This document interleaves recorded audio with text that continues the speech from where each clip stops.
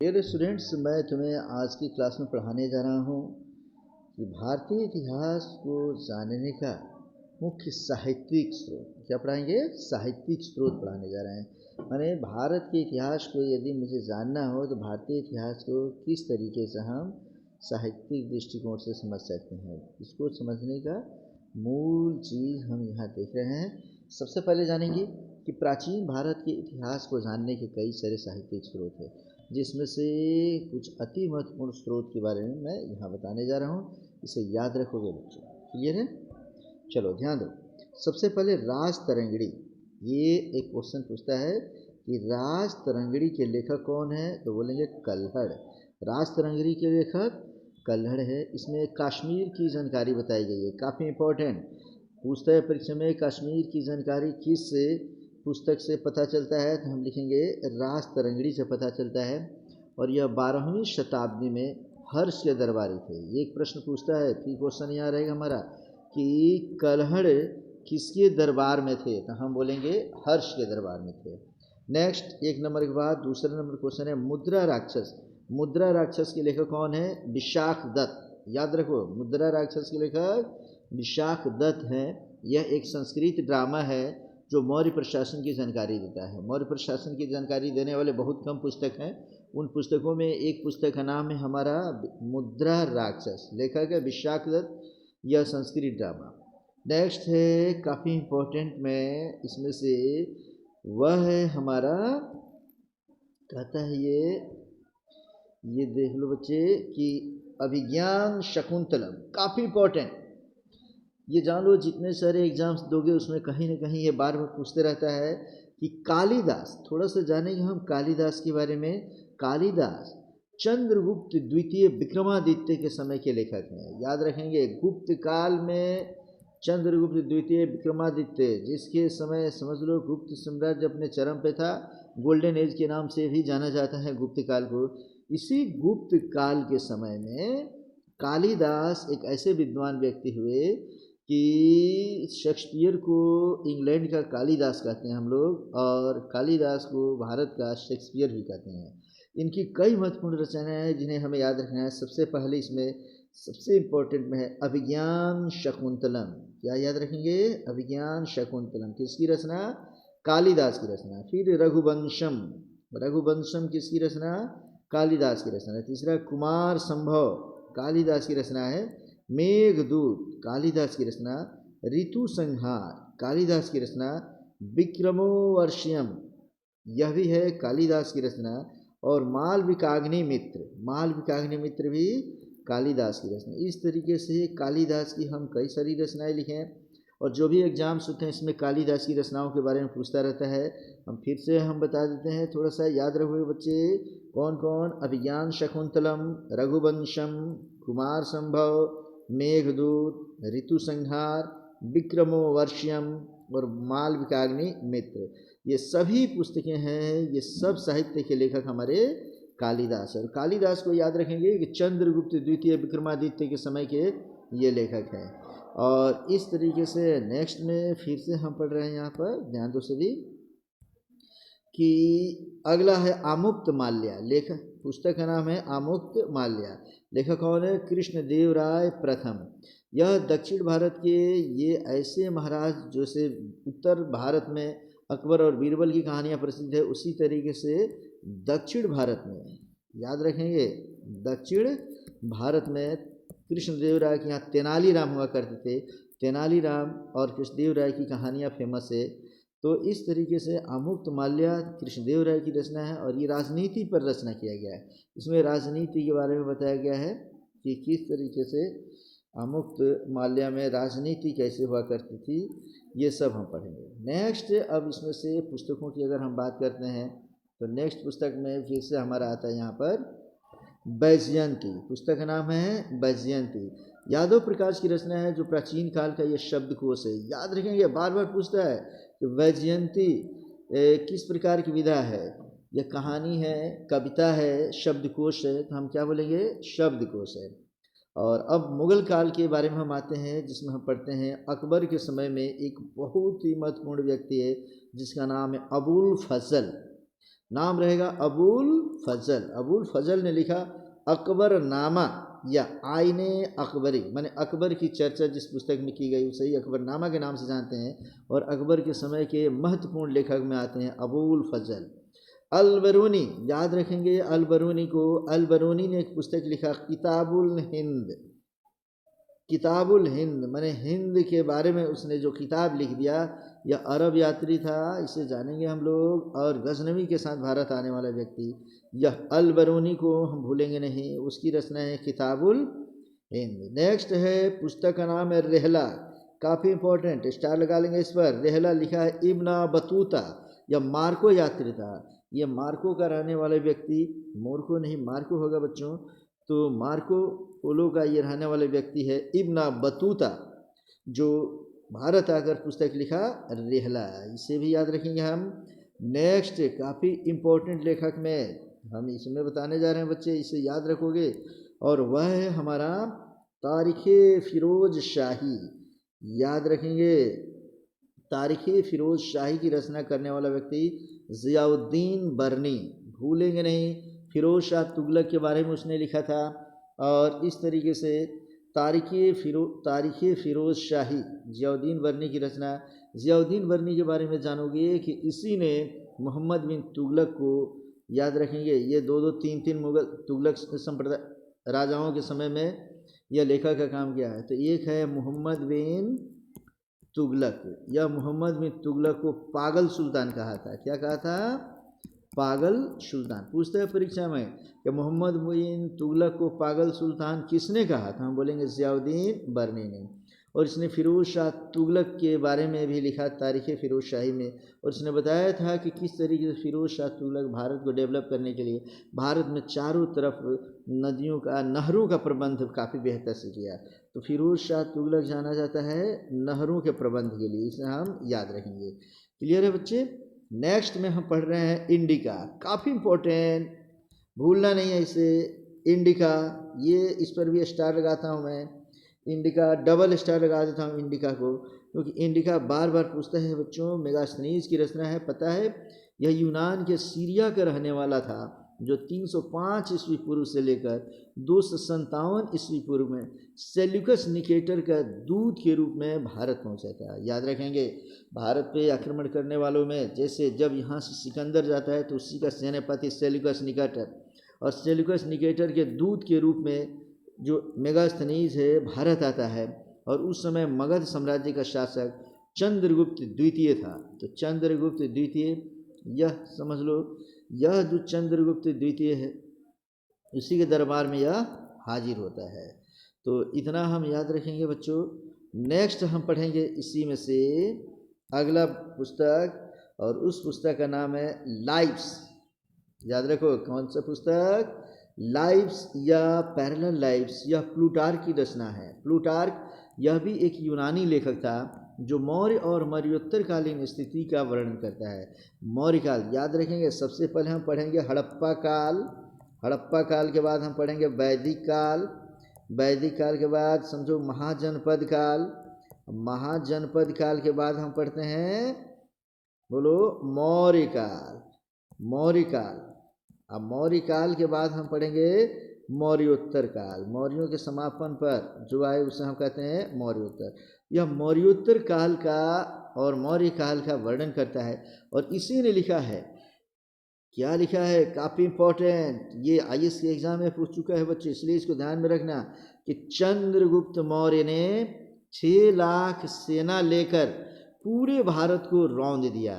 ये किसने कहा था? तो प्लूटार्क ने कहा था। कौन सी पुस्तक में कहा? लाइव्स या पैरेलल लाइव्स में। काफ़ी इंपॉर्टेंट, चंद्रगुप्त मौर्य ने 6 लाख सेना लेकर पूरे भारत को रौंद दिया, अर्थात चंद्रगुप्त मौर्य 6 लाख सेना लेकर जितने भारत में उस समय 16 महाजनपद थे, सभी महाजनपदों को करीब करीब एक करने का काम किया, और अखिल भारतीय साम्राज्य कायम करने वाला व्यक्ति जो था वह चंद्रगुप्त मौर्य था। ये किसने कहा? प्लूटार्क ने कहा। तो प्लूटार्क को हम नहीं भूलेंगे, काफ़ी इंपॉर्टेंट व्यक्ति। नेक्स्ट में हम पढ़ने जा रहे हैं, फिर से इसमें से देख लो, नेचुरल हिस्ट्री। याद रखेंगे नेचुरल हिस्ट्री के लेखक कौन है? प्लिनी है। नेचुरल हिस्ट्री के लेखक प्लिनी। यह रोम अर्थात यूनान का लेखक था यह भी, जो मौर्य तथा मौर्योत्तरकालीन अर्थव्यवस्था का वर्णन करता है। अर्थात मौर्य काल में और मौर्योत्तर काल में अर्थव्यवस्था कैसी थी, धन दौलत किसी राजा के पास कैसे आता था, कहाँ खर्च होता था, आय के साधन कौन कौन से थे, ये समस्त चीज़ों का वर्णन करता है प्लिनी। तो हम प्लिनी को भी नहीं भूलेंगे। और नेक्स्ट में अब हम फिर पढ़ने जा रहे हैं, यहाँ ध्यान दो, वर्ल्ड जियोग्राफी याद रखेंगे। अब फिर पढ़ने जा रहे हैं हम लोग वर्ल्ड जियोग्राफी। ये लिखने वाला व्यक्ति स्ट्रैम्बो को नहीं भूलेंगे। यह भी यूनानी लेखक था, जो प्रथम शताब्दी ईस्वी पूर्व भारत के मौर्य और मौर्योत्तर काल का वर्णन करता है। याद रखेंगे, प्रथम शताब्दी ईस्वी पूर्व मौर्य और मौर्योत्तर काल के समय में वर्ल्ड जियोग्राफी, विश्व की जियोग्राफी किस तरह की थी, और भारत में कौन कौन से क्षेत्रों पे मौर्यों का शासन था, मौर्यों के समापन पर मौर्योत्तर काल में किधर किधर उसका क्षेत्र रहा, ये सब वर्णन करता है वर्ल्ड जियोग्राफी में स्ट्रैम्बो ने। अब नेक्स्ट पुस्तक काफ़ी इंपॉर्टेंट, जिसे हम कहते हैं हिस्टोरिका। याद रखेंगे, काफ़ी इंपॉर्टेंट हिस्टोरिका, हेरोडोटस की रचना है ये। यह 5वीं शताब्दी ईस्वी पूर्व की रचना है। काफ़ी इंपॉर्टेंट, 5वीं शताब्दी ईस्वी पूर्व, हेरोडोटस। और तुम्हें पता होना चाहिए बच्चे, पूछता है परीक्षा में कि हेरोडोटस को हम क्या कहते हैं। इसे कहते हैं, हेरोडोटस को ही हम कहते हैं फादर ऑफ हिस्ट्री। इतिहास का पिता किसे कहते हैं, तो हेरोडोटस को।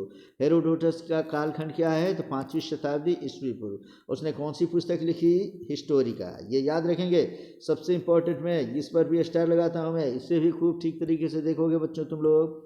नेक्स्ट में अब हम पढ़ेंगे थोड़ा चाइना की तरफ चलते हैं। चाइना के भी कई विद्वान हमारे भारत में आते रहे और उन्होंने अपने अपनी पुस्तकों की रचना करते रहे बच्चे। तो इन्हीं पुस्तकों की रचना में आते हैं फोक्यो की, पुस्तक का नाम फोक्यो की, और लिखने वाले व्यक्ति फाहियान की बात करें, वेनसांग की बात करें, इत्सिंग की बात करें, ये तीनों के तीनों ये चाइना के हैं। ये फाहियान है हमारा। यह एक चीनी यात्री था जो 399 ईस्वी से 414 ईस्वी तक गुप्त काल के राजा चंद्रगुप्त द्वितीय के शासनकाल में भारत में रहा। याद रखेंगे, काफ़ी इंपॉर्टेंट, स्टार लगाता हूँ इस पर, डबल स्टार लगाता हूँ फाहियान के लिए। फाहियान किस राजा के दरबार में था, तो चंद्रगुप्त द्वितीय के दरबार में भारत आया था। कब से कब तक भारत में रहा, तो 399 ईस्वी से लेकर एडी से लेकर 414 एडी तक यह भारत में रहा। कौन सी पुस्तक लिखी, फोक्यो की। फ से फाहियान और फ से फोक्यो, इसे याद रखेंगे हम लोग। फिर आते हैं हम लोग हर्ष वेनसांग के बारे में पढ़ने जा रहे हैं। वेनसांग ने एक पुस्तक लिखा सी यू की। क्या लिखा बच्चों, सी यू की। वेनसांग की रचना है। यह भी एक चीनी यात्री था जो 629 ईस्वी से लेकर 643 ईस्वी तक हर्षवर्धन के समय में भारत आया। याद रखेंगे, वेनसांग के बारे में बताता है कि वेनसांग ने सपने में देखा चाइना में कि तुम्हें भारत जाना चाहिए और वहाँ पे बौद्ध के दर्शन भी करने चाहिए, और वहीं पे तब ये भारत आया और ज्ञान प्राप्ति आकर यहाँ पर किया। तो इस तरीके से फाहियान की बात करें या वेनसांग की बात करें, कई या इत्सिंग की बात करें, कई ऐसे व्यक्ति हैं जो चाइना से भी ज्ञान प्राप्त करने के लिए हमारे देश में आए हुए हैं। उसी तरीके से एक और व्यक्ति यहाँ पे इत्सिंग भी एक चीनी यात्री है। यह भी चीनी यात्री था जो 673 ईस्वी से लेकर 695 ईस्वी तक भारत में रहा। याद रखेंगे, कभी कभी पूछता है कि इत्सिंग, फाहियान और वेनसांग, इसके बारे में कालक्रम पूछ लेता है कि सबसे पहले कौन आया, उसके बाद कौन आया, उसके बाद कौन आया। तो इत्सिंग जब भारत में आया तो इसने लिखा बौद्ध धर्म का विवरण, और यह भी चीनी यात्री था। कब से कब तक रहा, मैं यहाँ लिख चुका हूँ, देख लोगे बच्चे। फिर अब हम इंडिया वालों की थोड़ी सी बात करते हैं। तो यहाँ पे एक और महान व्यक्ति आते हैं, पतंजलि। पता है बच्चे, आजकल तुम लोग पतंजलि के बिस्किट खाते हो, पतंजलि के, इसमें रामदेव बाबा का नाम भी सुन रहे हैं तुम लोग। ये पतंजलि योगपीठ से संबंधित है, और पतंजलि ने एक बहुत बड़े योगी, बहुत बड़े विद्वान व्यक्ति थे। इन्होंने लिखा था पुस्तक महाभाष्य। यह भी मौर्य प्रशासन की जानकारी देता है। मौर्य प्रशासन की जानकारी देने वाला महाभाष्य। फिर मौर्य प्रशासन की जानकारी देने वाले एक और पुस्तक है हेमचंद्र की रचना परिशिष्ट पर्वन। इम्पोर्टेंट परिशिष्ट पर्वन भी पूछ चुका है बच्चे, महाभाष्य पूछा थे, तो ये सभी इंपॉर्टेंट है, सब देख लोगे। लेकिन जिस पे स्टार में लगा देता हूँ उसको भूल कर भी भूलना नहीं है।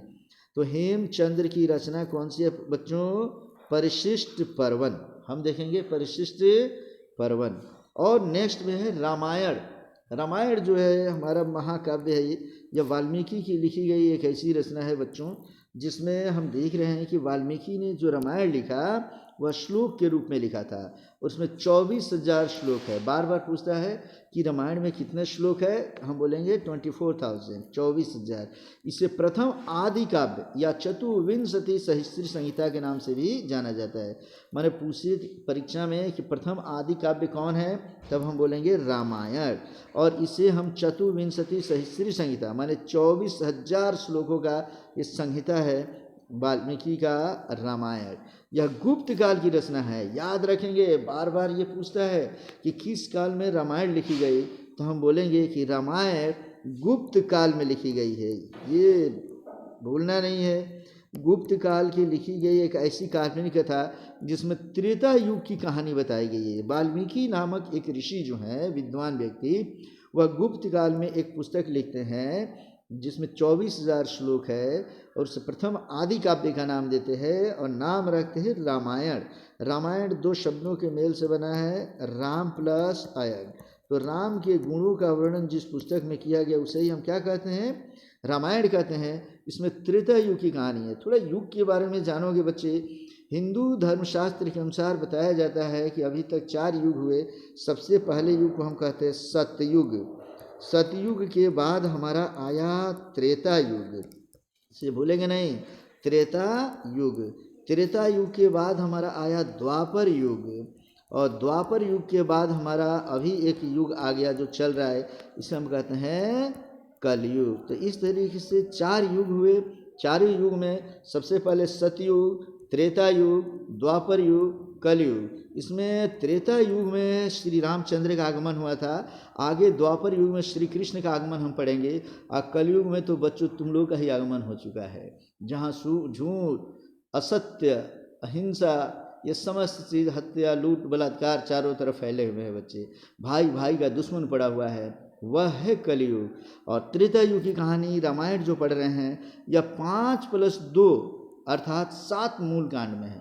माने 5 इसका मूल कांड है और 2 इसमें कांड है जिसमें हम लवकुश का कहानी पढ़ते हैं बच्चे। तो इस तरीके से रामायण तक हम पढ़ चुके हैं। अब रामायण के बाद हम पढ़ेंगे, इसमें से नेक्स्ट समझेंगे कि अभी रामायण के बारे में जैसे मैंने तुम्हें बताया था बच्चों कि रामायण में 5 मूल है और 2 इसमें लवकुश कांड है। इस तरीके से 5 और 2 7 कांड में विभक्त है। इसको 7 कांड का मतलब हुआ कि 7 टाइप की स्टोरी, 7 प्रकार के इसमें चैप्टर्स इसको मान सकते हैं हम लोग। अब हमारा जो अगला पुस्तक है बच्चों, वह पुस्तक हमारा है, इसमें देख लो, महाभारत। तो हम पढ़ने जा रहे हैं महाभारत के बारे में कि महाभारत की रचना किसने किया और कब किया, ये जानेंगे हम लोग। महाभारत वेद व्यास की रचना है, या इन्हें ही कृष्ण द्वैपायन के नाम से भी हम जानते हैं। यह पोस्ट वैदिक, दंत से लिखेंगे, पोस्ट वैदिक उत्तर काल तथा गुप्त काल से संबंधित है। माने जैसे ही वैदिक काल का समापन हुआ उस समय से लेके उत्तर माने गुप्त काल के बीच में ये लिखा गया है।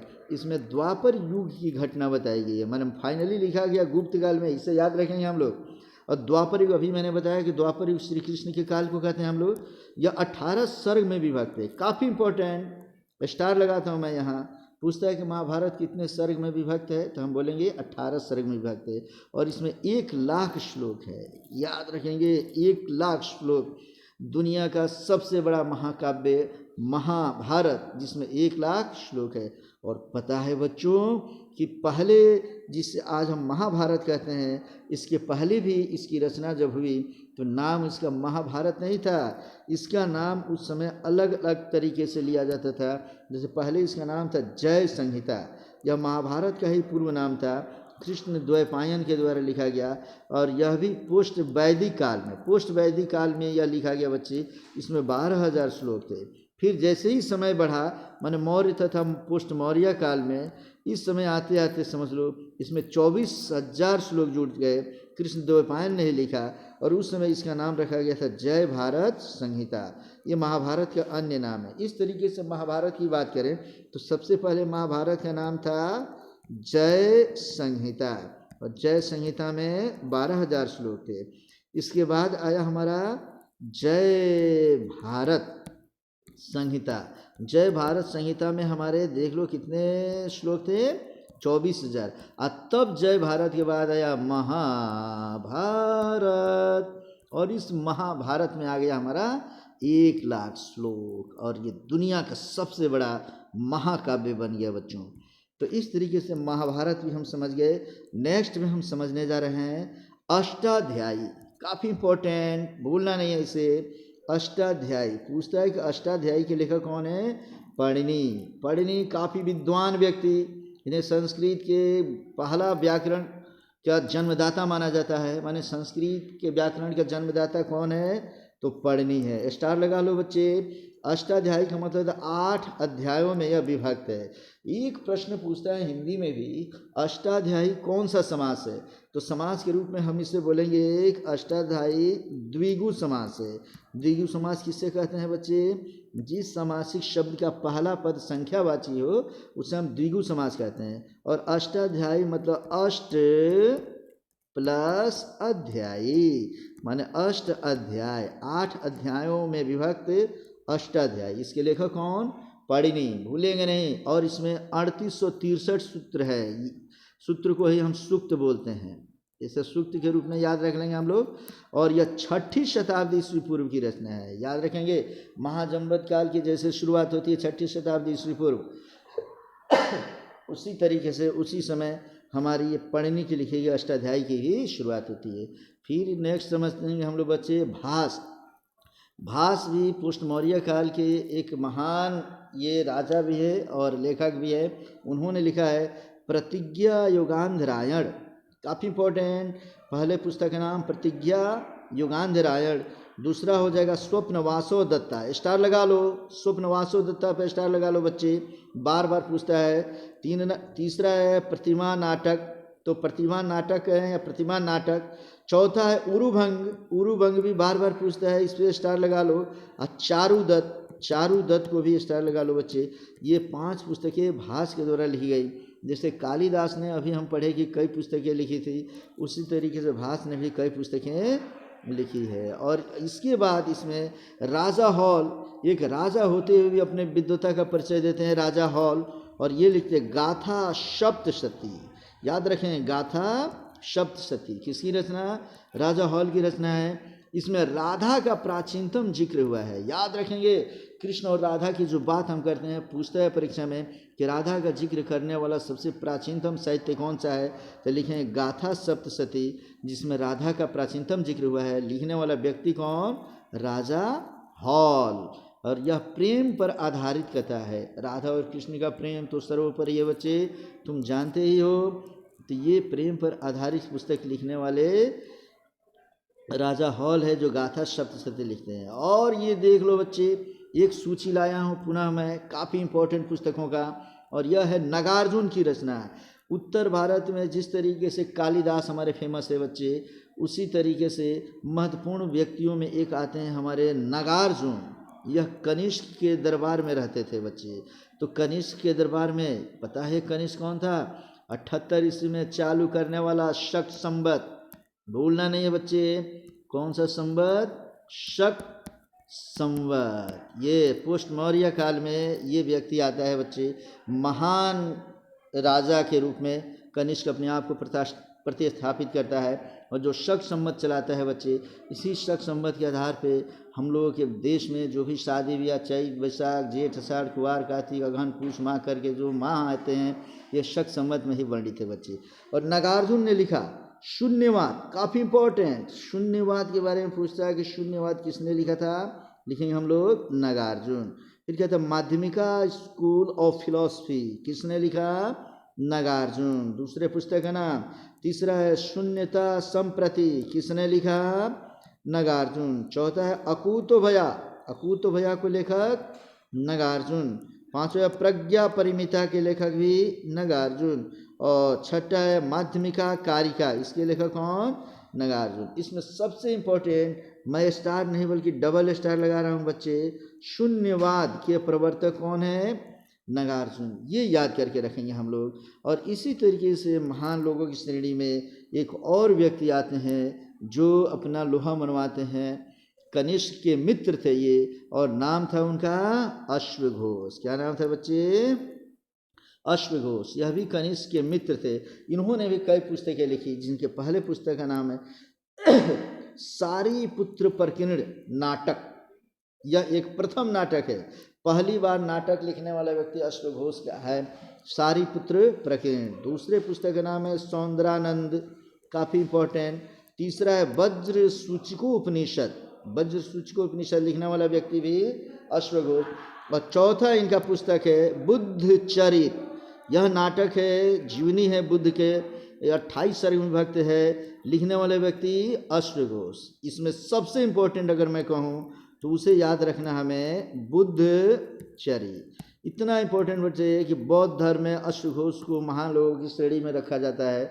और उन्होंने जो बुद्ध चरित लिखा 28 सर्ग में, तो इस 28 सर्ग में बुद्ध के पूरे जीवनी को इन्होंने वर्णन कर दिया है। तो अश्वघोष को हम लोग नहीं भूलेंगे बच्चों। अश्वघोष के बाद नेक्स्ट जो लेखक है वह हमारा गुणाढ़। याद रखिए, गुणाढ़ की रचना है बृहद कथा। यह लोक जीवन से संबंधित, हमें सामान्य रूप से लोगों का जीवन कैसा होता था, कैसे जीना चाहिए, ये समस्त चीज़ें से कई कहानियाँ, कई सीखें मिलती है बृहद कथा में। और ये एक बार पुनः विष्णु शर्मा की रचना बताने जा रहा हूँ। विष्णु शर्मा को भूलोगे नहीं बच्चे, इतना इंपॉर्टेंट विष्णु शर्मा, जिन्होंने लिखा पंचतंत्र, हितोपदेश, बृहद कथा मंजरी और बृहद कथा श्लोक। ये चारों पर मैं ट्रिपल स्टार लगाता हूँ बच्चे।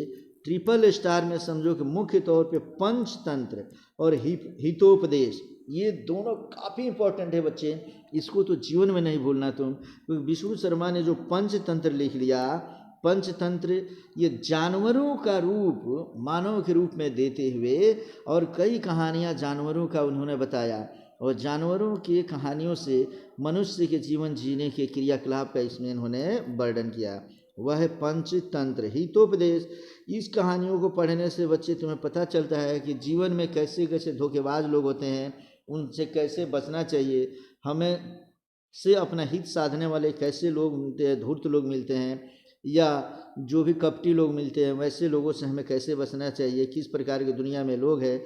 ये जानवर और मनुष्य का समावेश करते हुए जानवरों के द्वारा मनुष्य की कहानियों को बताने वाले विष्णु शर्मा, जिसमें एक कहानी के समापन पर दूसरी कहानी फिर से शुरू हो जाती है, वह लिखने वाले व्यक्ति है पंचतंत्र और हितोपदेश के लेखक विष्णु शर्मा।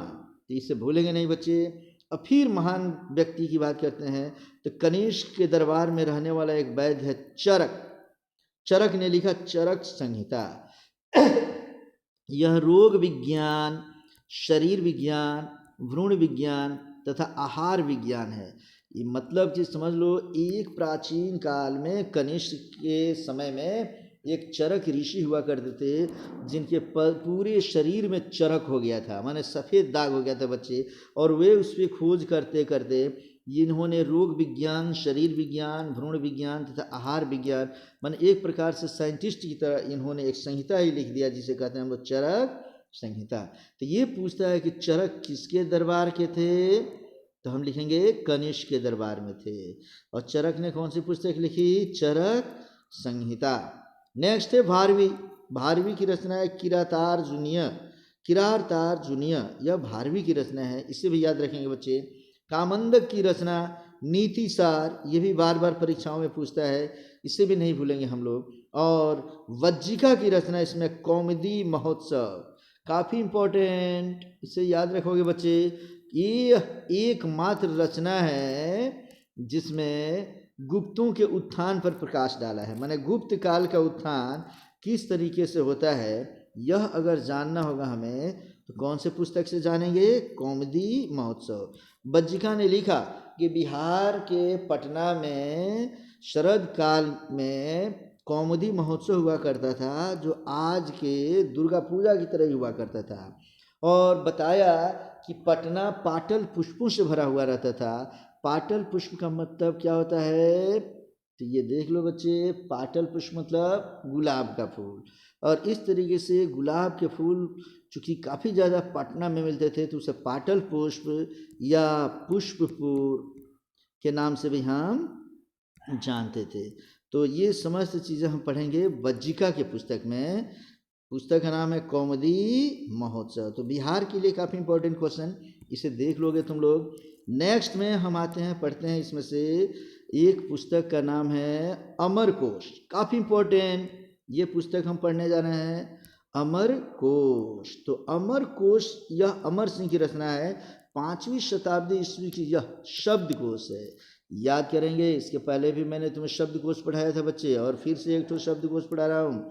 नाम है इसका अमर कोश। तो इस तरीके से अमर कोश की रचना अमर सिंह, और ये क्या है, शब्दकोश। शब्दकोश का मतलब होता है डिक्शनरी, यह डिक्शनरी है बच्चे। नेक्स्ट काम सूत्र, ये भी इंपॉर्टेंट है बच्चे। वात्स्यायन की रचना है 5वीं से 6वीं शताब्दी ईस्वी की। इस रचना में गणिका, रूपा जीवा तथा सामाजिक कुरीति का वर्णन किया गया है। अर्थात 5वीं 6वीं शताब्दी में कुछ महिलाएं ऐसे होती थी जो अपने रूपा जीवा माने अपने रूप को दिखाकर अपनी जीविका चलाती थी। रूप को दिखाकर अपनी जीविका चलाने वाली जितनी भी महिलाएं होती थी उसे ही हम कहते थे रूपा जीवा। तो रूपा जीवा क्या है ये समझ रहे हो बच्चे तुम लोग।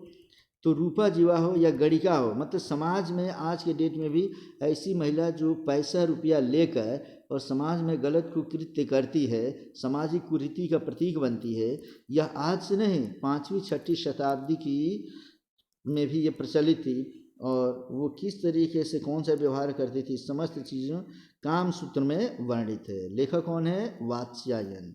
तो ये भी पूछता है बच्चे, इस पर भी स्टार लगाता हूँ, इसको भी देख लेना तुम लोग। और इस पर भी मैं स्टार लगाता हूँ बच्चे, आर्यभट्टियम। आर्यभट्ट की रचना काफ़ी इंपॉर्टेंट, महान व्यक्ति, भारत के महानतम गणितज्ञ में से आते हैं आर्यभट्ट। 476 ईस्वी में कुसुमपुर या पुष्पपुर या पटना या पाटलपुर, ये समस्त नाम पटना के लिए दिए जाते हैं। यहीं के रहने वाले आर्यभट्ट महान गणितज्ञ थे। शून्य का खोज करने वाले व्यक्तियों में यह आते हैं बच्चे। तो इस तरीके से आर्यभट्ट ने जो पुस्तक लिखी उसे हम कहते हैं आर्यभट्टियम। नेक्स्ट है इसमें से वराह मिहिर, काफ़ी इंपॉर्टेंट, इसे याद रखेंगे कि 6वीं शताब्दी ईस्वी की रचना है वराह मिहिर की। पंच सिद्धांतिका, बृहद जातक और बृहद संहिता, यह गुप्त काल और गुप्तोत्तर काल की जानकारी देता है। इसमें सबसे इम्पोर्टेंट पंच सिद्धांतिका और बृहद जातक, ये दोनों ठीक से हम याद करेंगे, वराह मिहिर की रचना। और इस तरीके से नेक्स्ट में हम पढ़ने जा रहे हैं फिर से बच्चों, वह है मृच्छकटिकम। यह शूद्र की रचना है, स्टार लगाता हूँ मैं, मृच्छकटिकम। गुप्त और गुप्तोत्तर काल की रचना है ये, कि उसमें मृच्छकटिकम। तो मृच्छकटिकम किसकी रचना, शूद्र की, ये बार बार पूछता है। और फिर बाणभट्ट की रचना है हर्षचरित तथा कादम्बरी, डबल स्टार रहेगा इस पर। बाणभट्ट की रचना हर्षचरित बार बार पूछता है, कादम्बरी भी पूछता है बच्चे। 606 ईस्वी से लेकर 647 ईस्वी तक की रचना करने वाले व्यक्ति बाणभट्ट, इसे हम याद रखेंगे बच्चे। और एक महत्वपूर्ण व्यक्ति हर्षवर्धन। हर्षवर्धन एक राजा भी था बच्चे, और हर्षवर्धन एक लेखक भी। उसने लिखा नागानंद। तो हर्षवर्धन की रचना नागानंद, प्रियदर्शिका और रत्नावली, इन तीनों पुस्तकों का लिखने वाला व्यक्ति हर्षवर्धन। 7वीं शताब्दी की रचना है बच्चे, गुप्ता काल के समापन पर हर्षवर्धन जब आते हैं तो हर्षवर्धन ये लिखते हैं बच्चे। तो इस तरीके से इसको तुम ठीक से देख रहे हो बच्चे। नेक्स्ट पुस्तकों की अगर हम बात करें तो शूद्रक, बाणभट्ट, हर्षवर्धन लिख लिए हैं। अब हम एक पुस्तक और लिख रहे हैं जिसका नाम है 10 कुमार चरित्र। दांडी की रचना, काफ़ी इंपॉर्टेंट, दांडी ये बाणभट्ट के समकालीन थे। 2-3 क्वेश्चन पूछता है कि दांडी किसके समकालीन थे? बाणभट्ट के। और बाणभट्ट के समकालीन दांडी ने कौन सा पुस्तक लिखा? 10 कुमार चरित। तो इस तरीके से इतने पुस्तक हम देख लिए यहाँ पर। अब इसमें से अभी ज़्यादा नहीं, बहुत कम पुस्तक बचे हैं, इसको भी हम देख लेते हैं बच्चों। वह पुस्तक का नाम है, इसमें से देख लो, भवभूति। भवभूति की रचना है उत्तर रामचरित, महावीर चरित्र तथा मालती माधव नाटक। इस तीनों के लेखक भवभूति। इन्हें नहीं भूलेंगे बच्चे, यह भी 8वीं शताब्दी में लिखे हैं। यशोवर्मन के दरबारी थे ये। यशोवर्मन एक राजा थे जिनके यहाँ दरबारी थे भवभूति। इन्होंने 3 पुस्तकें लिखा। उत्तर रामचरित माने रामायण के बाद जो उत्तर रामचरित है वो लिखने वाले व्यक्ति, लव कुश की घटना लिखने वाले व्यक्ति, और उसके बाद महावीर चरित्र, महावीर के बारे में लिखने वाले व्यक्ति, और मालती माधव। मालती माधव पुस्तक, मालती माधव कौन सी विधा है? तो लिखेंगे यह विधा माने नाटक है। विधा का मतलब कहानी है कि कविता है कि नाटक है, उपन्यास है। तो मालती माधव कौन सी विधा है? नाटक है। किसने लिखा? भवभूति ने लिखा। नेक्स्ट है हेमचंद्र। हेमचंद्र भी लेखक, काफ़ी इंपॉर्टेंट, 12वीं शताब्दी के चौलुक्य वंश के दरबारी कवि। चौलुक्य वंश भूलेंगे नहीं बच्चे। इन्होंने लिखा जयसिंह सिद्धराज, कुमारपाल चरित्र तथा परिशिष्ट पर्वन। काफ़ी इंपॉर्टेंट। परिशिष्ट पर्वन को मैं डबल स्टार लगाता हूँ, ट्रिपल स्टार लगाता हूँ बच्चे। परिशिष्ट पर्वन के लेखक कौन? हेमचंद्र। बार बार परीक्षाओं में पूछता है, तो हम भूलेंगे नहीं, इसको लिखेंगे बच्चे। नेक्स्ट पुस्तक फिर से आते हैं हम लोग, और वह है सोमेश्वर की रचना कीर्ति कौमुदी। कीर्ति कौमुदी के लेखक सोमेश्वर। इन्हें भी नहीं भूलेंगे बच्चे। और अब हम पढ़ने जा रहे हैं चंद्रवरदाई। याद है बच्चे चंद्रवरदाई? पृथ्वीराज चौहान के दरबारी, जिसने पुस्तक लिखा पृथ्वीराज रासो। काफ़ी इंपॉर्टेंट, डबल स्टार लगा लो बच्चे। फिल्म भी बन चुकी है पृथ्वीराज चौहान पर। पद्मावत पिक्चर तुम देख चुके हो बच्चे, नहीं देखे हो तो कभी देख लेना। और वो हिस्ट्री से संबंधित बुक है, कहानी है। तो इसमें है कि अब 12वीं शताब्दी की रचना याद करेंगे। यही पृथ्वीराज चौहान है जिसमें 1191 ईस्वी में तराइन का प्रथम युद्ध हुआ था, ठीक है। और फिर 1192 ईस्वी में तराइन का द्वितीय युद्ध हुआ। तराइन के प्रथम युद्ध में समझ लो हमारे पृथ्वीराज चौहान पर आक्रमण करने वाला व्यक्ति मोहम्मद गोरी जब आया तो अब 1191 के तराइन के प्रथम युद्ध में पराजित होकर जान बचाकर भाग गया। लेकिन पुनः 1192 में जब आया तो तराइन के द्वितीय युद्ध में आकर पृथ्वीराज चौहान को पराजित किया। उस समय की यह लेखक है चंद्रवरदाई। तो इसे कहते हैं 12वीं शताब्दी की रचना है, जो पृथ्वीराज चौहान के दरबार में रहते थे।